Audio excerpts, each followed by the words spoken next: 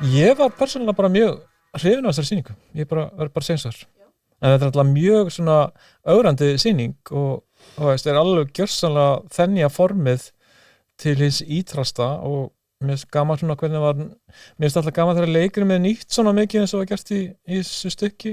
Já, ég var mjög hrifin. Þetta er náttúrulega grimmd og græðgi og það voru rosalega flottar senur margar í þessu. Leikurinn hjá honum Sturla Atlas var náttúrulega að mér fannst leiksigur. Bara leiksigur. Það var mér líka, já. Ég gekk út í hlé, en það var ekkert á sýningunni. Heldur bara var reykvélin í svo mikilli notkun. Hefði maður slaka á þessari reik. Að ég gat ekki verið lengur í þessum sal.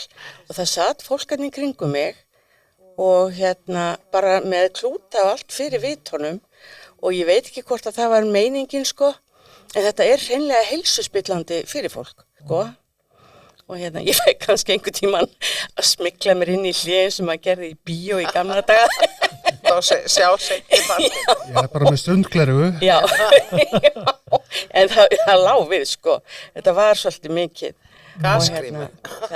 Já, gasgrímu. Það er kannski að það átt að vera undir stólnum fyrir viðkvæmt fólk. Að þetta var ekki bara ég. Ef þetta hefði bara verið ég, þá hefði ég ekki innaldrað. Jú, þetta er innaldrað. Ég er alveg sammála því að Sigurbjartur var alveg frábær í hlutverkinu og eins Hilmi Snær og Sólveig, hann er bara stórkostlegur og hann gerir þetta frábærlega vel. Já, og svo gott að hafa eitt svoleiðis leikara þarna. Já, og Sólveig Arnarsdóttir, hún er líka rosalega pottþétt. Og með þau tvö, það má eiginlega fullt af hlutum klikka því að þau vega svo upp á móti.